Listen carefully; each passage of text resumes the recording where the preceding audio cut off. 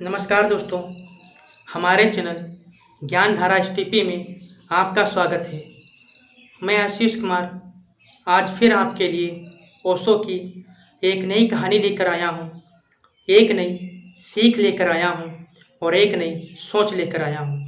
और यह कहानी बहुत ही आपको शिक्षा देने वाली कहानी है, आपके जीवन में परिवर्तन भी ला सकती है और आपकी सोच में भी परिवर्तन ला सकती है। इसलिए इस कहानी को पूरा सुने, वीडियो को अंत तक देखें, कहीं पर भी स्किप ना करें। तो आइए दोस्तों, अब हम आपको ओशो की कहानी की तरफ ले चलते हैं।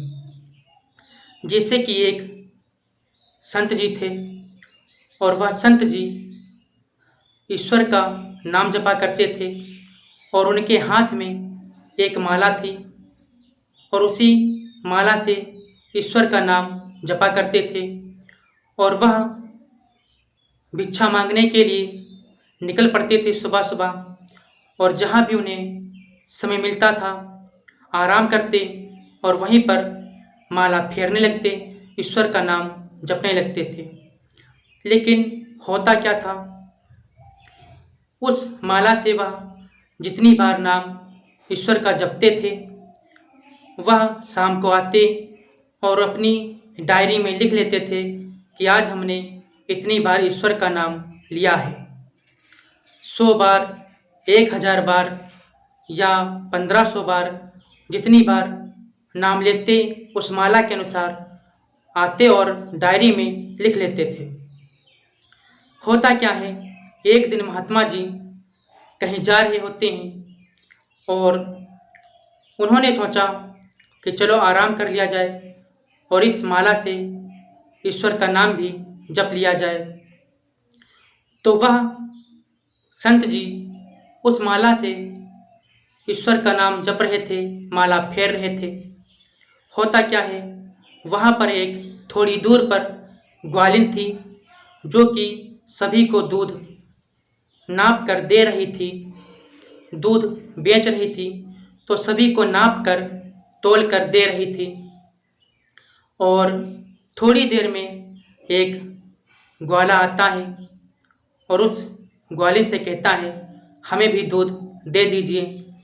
तो ग्वालिन ने क्या किया, उसका बर्तन लिया और अपने भगोने में ऐसे ही डुबो करके उसको दे दिया। उसने नापा नहीं और संत जी यह सब कुछ देख रहे थे।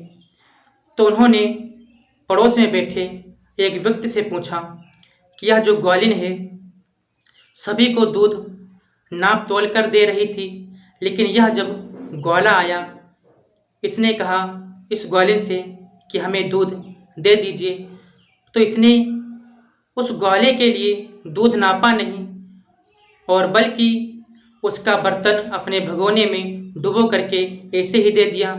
ऐसा क्यों?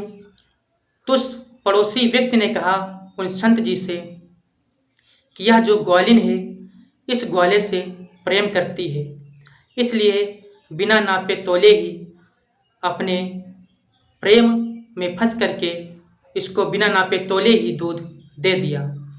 संत जी के हृदय में यह बात चुभी कि मैं एक ऐसा हूँ जो कि ईश्वर से प्रेम करता हूँ और माला से नाम जपता हूँ और वहीं में अपनी डायरी में लिख लेता हूँ कि हमने इतनी बार ईश्वर का नाम लिया।